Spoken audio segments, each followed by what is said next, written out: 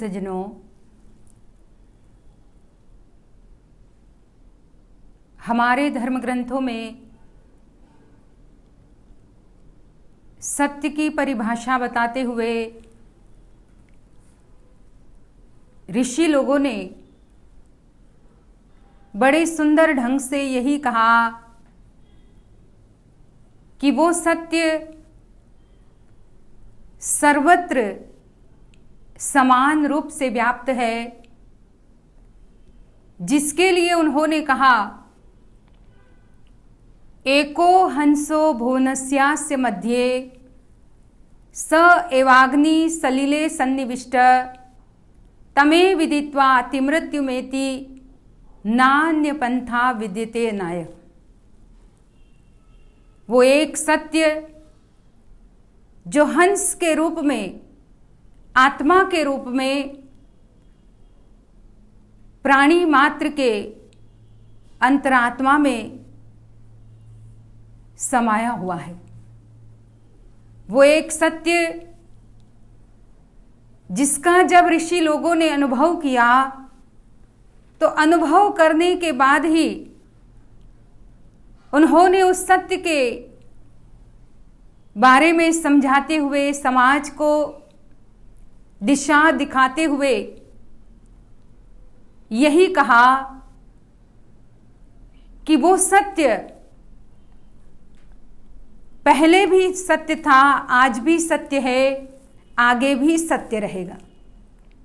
जिसके लिए गुरु नानक देव जी कहते हैं आदि सच जुगादि सच नानक होसी भी सच, कि जो पहले भी सत्य था, जिसके लिए सेंट जॉन कहते हैं in the beginning there was word, the word was with God and the word was God.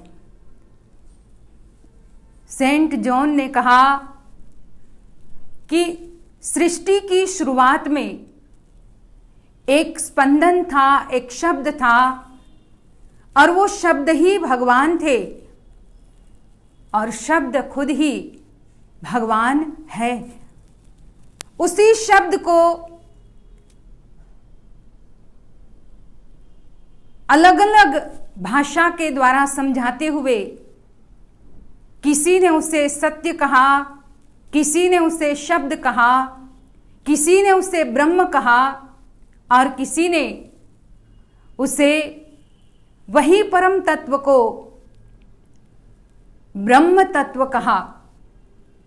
उसी परम तत्व को किसी ने ओमकार कहा, कि जो ओमकार की, ओम की भी रचना करने वाला, और उसी सत्य को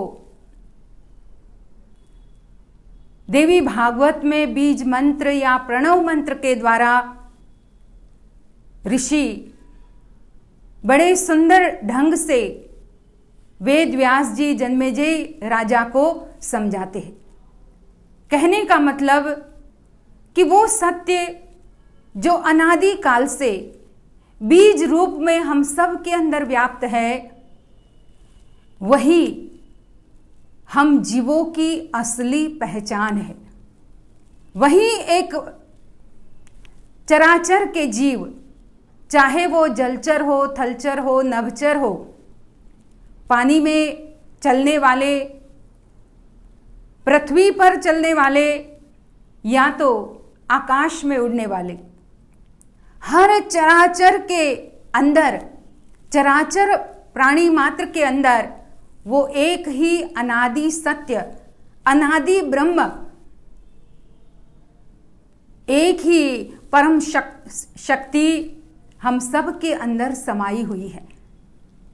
और इसी के बारे में जब युधिष्ठिर जी को यक्ष के द्वारा प्रश्न किए गए, हम सभी लोग महाभारत की उस कथा को जानते हैं कि जब 12 वर्ष के वनवास के समय एक बार द्रौपदी जी को जब बहुत प्यास लगी तो उन्होंने पानी की मांग की और एक पेड़ पर चढ़ करके एक पांडव ने देखा नजदीक में एक तालाब था। युधिष्ठिर जी ने सहदेव को भेजा। जैसे ही वो पानी पीने के लिए झुका तो एक अज्ञात आवाज उन्हें सुनाई दी कि तुम इस पानी को नहीं पी सकते हो।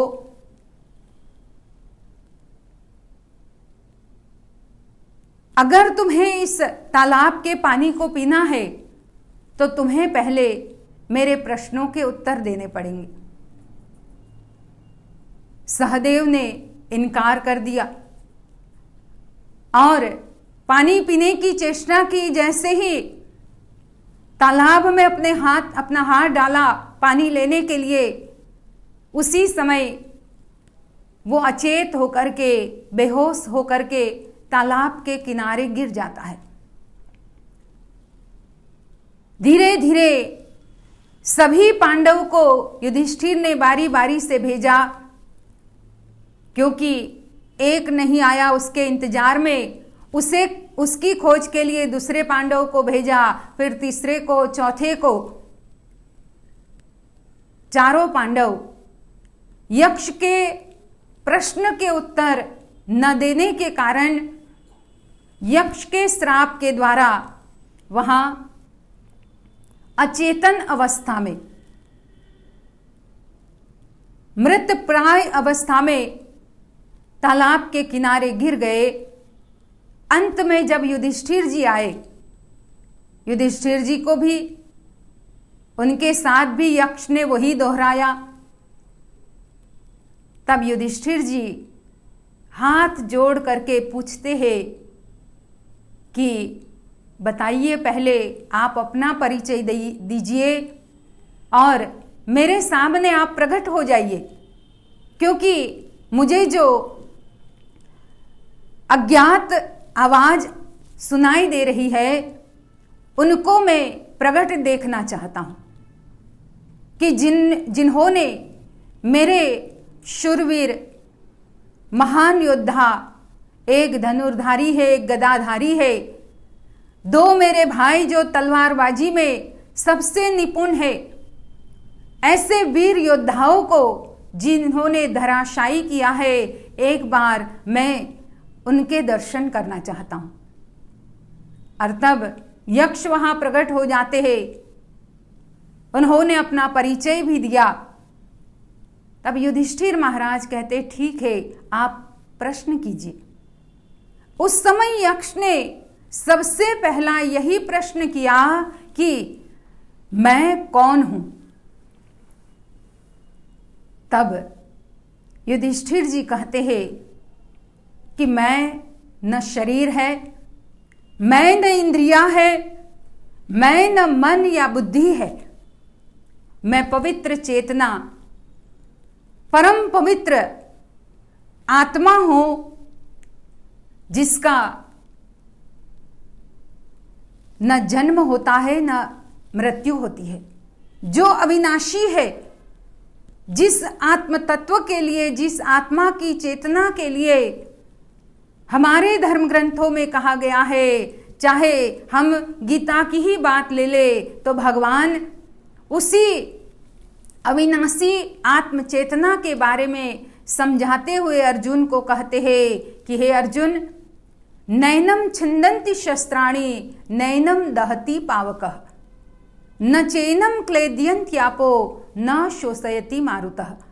अर्जुन, उस आत्मा को, उस पवित्र तत्व की शक्ति को न शस्त्र काट सकते हैं, न अग्नि जला सकती है, न उसे पानी भिगा सकता है, न उसे पवन सुखा सकता है। वो हमेशा रहने वाला, अनचेंजेबल, अपरिवर्तनशील, ऐसी आत्मा का जब वर्णन युधिष्ठिर जी यक्ष के सामने करने लग गए और उन्होंने कहा कि ज्यादातर लोग इस शरीर को ही, या शरीर की इंद्रियों को, या मन और बुद्धि को सजाने में, उसकी सुनने में ही अपना जीवन व्यतीत कर देते हैं। लेकिन हम भूल जाते हैं कि इस पवित्र चेतना आत्मा के बिना न इंद्रियां कुछ कर सकती है, न ये मन या बुद्धि, न मन सोच सकता है, न बुद्धि कोई निर्णय ले सकती है।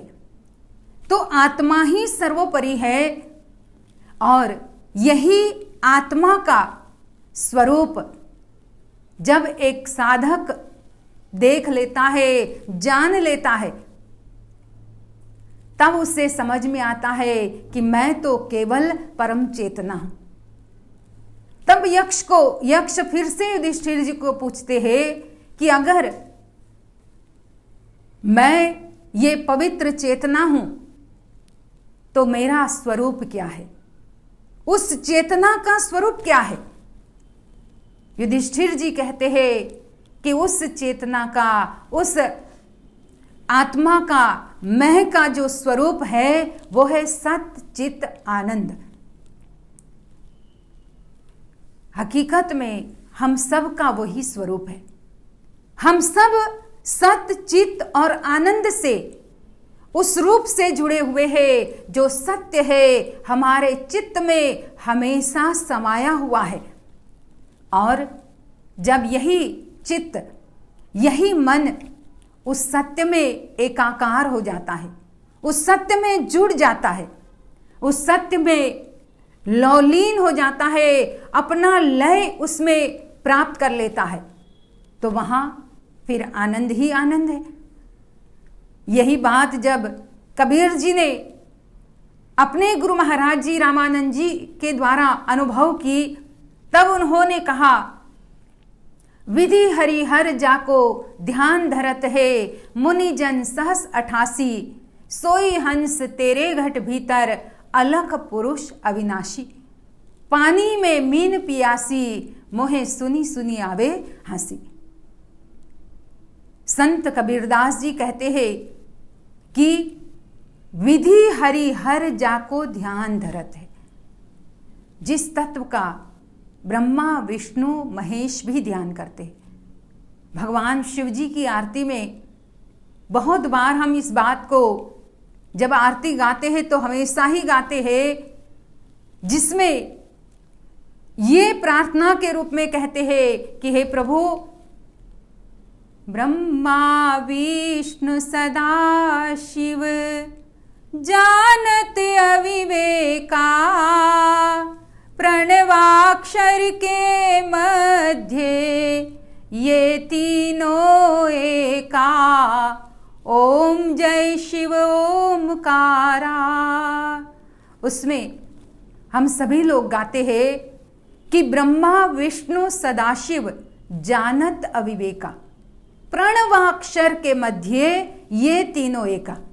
जो प्रणव अक्षर है, जो प्राण में चलने वाला, निरंतर प्राण में स्थित, क्योंकि प्राण ही निरंतर है और प्राण ही सत्य है, पर जब तक इस प्राण में वो प्रणव की धुन का अनुभव नहीं होता, प्राण में जो गुप्त धुन बज रही है, जिसके लिए कहा कबीरदास जी ने कि सहजे ही धुन होत है, हर दम घट के माय, सुरत शब्द मेला भया, मुख की हाजत नाई।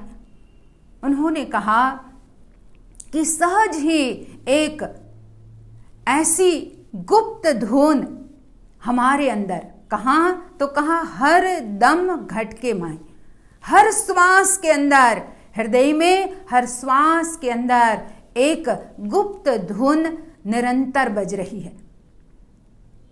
लेकिन उसका अनुभव कब होता है तो कहा सुरत शब्द मेला भया।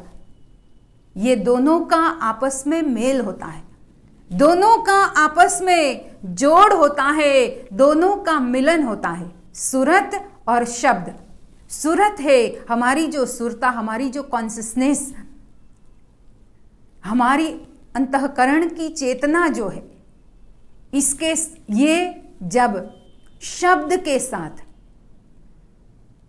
अब शब्द क्या है? वैसे तो अल्फाबेटिकली हम बहुत सारे शब्दों का उच्चारण करते हैं, लेकिन उस शब्द के बारे में हमारे ज्ञानी लोगों ने नहीं कहा है। वो जो शब्द का हम उच्चारण करते हैं, जो भी प्रोनाउंसिएशन हम करते हैं, चाहे शब्दों का हो चाहे लैंग्वेजेस हो, ये मनुष्य को जब परम प्रभु परमात्मा ने उनकी रचना की और रचना के बाद मनुष्य को कम्युनिकेशन की जरूरत पड़ी, तो कम्युनिकेशन के कारण ही शब्दों की, अल्फाबेट्स की और लैंग्वेजेस की जरूरत पड़ी। तब लैंग्वेजेस बनी, अलग अलग कितनी सारी लैंग्वेजेस है। आज हम संसार में देखें, खाली हमारे भारत देश में ही हम देखें तो अनेकों लैंग्वेज, भारत देश में ही छोड़ो, एक ही प्रांत में अगर ले तो एक प्रांत में भी अलग अलग तरह से भाषा को बोला जाता है। तो अनेकों लैंग्वेजेस है। ये केवल कम्युनिकेशन के लिए है। ये मैन मेड है। मनुष्य की उत्पत्ति के बाद ये भाषाओं का, लोगों ने भाषाओं की रचना की। उसका मतलब जो अल्फाबेट्स है, हमारे जितनी भी वर्णमालाएं है, क ख ग अ आई, जो भी हम वर्णमालाओं में जो भी अल्फाबेट्स हम यूज करते हैं, ये सब हमारे बनाए हुए हैं।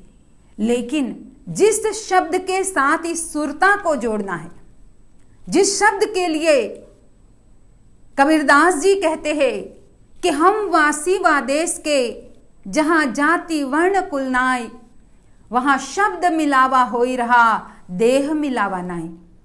कबीरदास जी कहते हैं कि हम उस देश के वासी है जहां जाति वर्ण कुल इसका कोई भेदभाव नहीं है, क्योंकि इससे तो हम सभी लोग विपरीत है ही। हमारी सबकी जाति पाति अलग है, हमारी वेशभूषा अलग अलग है, हमारी रहनी करनी अलग अलग है, हमारी विचारधाराएं अलग अलग है, लेकिन हम सब में जो कॉमन तत्व है, वो कॉमन तत्व वो सत्य शक्ति है, वो आंतरिक चेतना है। उस आंतरिक चेतना के बारे में कबीरदास जी कहते हैं कि हम उस देश के वासी है जहां शब्द मिलावा हो ही रहा, देह मिलावा नहीं, क्योंकि देह में तो परिवर्तन आता रहता है। यही शरीर एक समय था, बहुत छोटा सा था, जब उसे कोई समझ भी नहीं थी। यही शरीर धीरे धीरे बढ़ता गया, बड़ा होता गया, इसमें अनेकों परिवर्तन आए, लेकिन जो शब्द है उसमें कभी कोई परिवर्तन नहीं आता। संसार की हर चीजों में परिवर्तन आता है, पर जो शब्द, जो बीज है, जो प्रणव तत्व है, उसमें कोई परिवर्तन नहीं आता है। कबीरदास जी कहते हैं कि हम उस देश के वासी हैं जहां केवल शब्द से चेतना जुड़ करके हमारे हृदय मंदिर में, हमारे घट मंदिर में एक दिव्य आभा, एक अनुपम ओज प्रकट हो जाता है। और यही जब युधिष्ठिर महाराज उसके बारे में बात करने लग गए और यक्ष को समझाने लगे, वैसे तो यक्ष जानते ही थे, लेकिन वो उनकी परीक्षा लेना चाहते थे।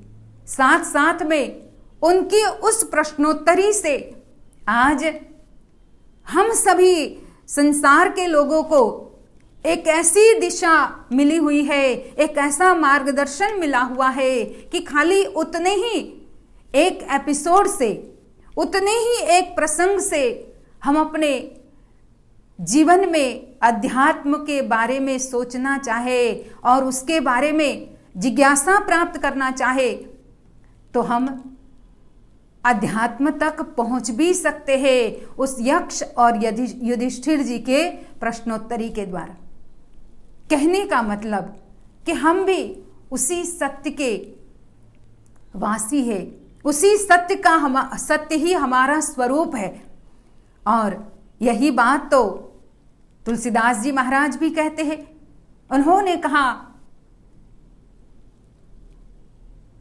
आनंद सिंधु मध्य तब वासा, बिनु जाने कत मरत पियासा, अस प्रभु हृदय अछत अविकारी, सकल जीव जग दीन दुखारी, आनंद सिंधु।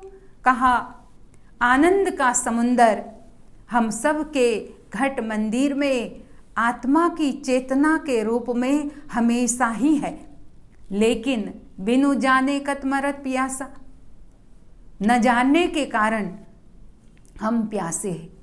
तो उसी प्यास को बुझाने के लिए, उसी प्यास को मिटाने के लिए समय समय पर ज्ञानी तत्वदर्शी महापुरुष इस संसार में समाज के सामने आकर के उसे जागृत करना चाहते हैं, उसे जगाना चाहते हैं कि हे भाई, उत्तिष्ठ जागृत तवर्रानी बोधत, उठो जागो, चलते चले जाओ, लक्ष्य की प्राप्ति जब तक न हो। स्वामी विवेकानंद जी ने अपने समय में उसी एक आंतरिक चेतना को लोगों तक पहुंचाने के लिए सबको जगाने की कोशिश की।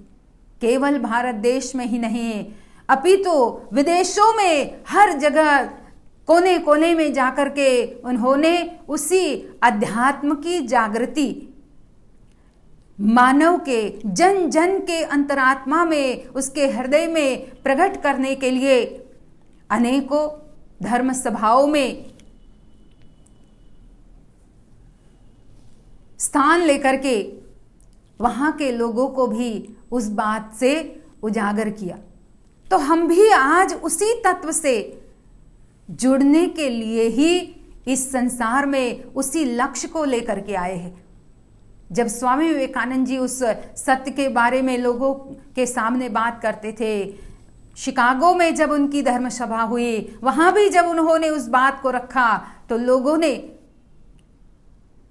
पहले तो कितने समय तक तालियां ही बजाई उनके प्रवचन के बाद, कि एक भारत देश से आया हुआ संत जो इतनी उत्तम और इतनी अध्यात्म की गहरी बात कर रहे हैं, लोगों के दिल दिमाग में उनके एक एक शब्द इस तरह से छप गए कि सारे वातावरण में उन्हीं की चर्चा होने लगी।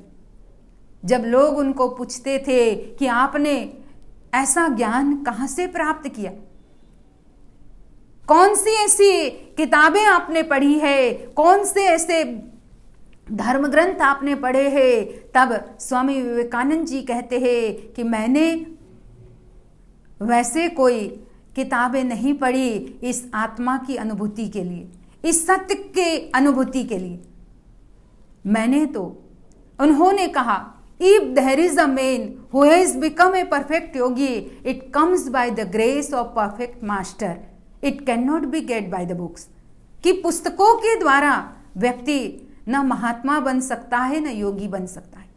जरूरी है पुस्तकों का अध्ययन, धर्म ग्रंथों का अध्ययन, क्योंकि धर्म ग्रंथ एक हमें दिशा देते हैं, धर्म ग्रंथ एक माइलस्टोन है, धर्म ग्रंथ हमें दिशा सूचित करता है, हमें उस रास्ते पर चलना पड़ता है।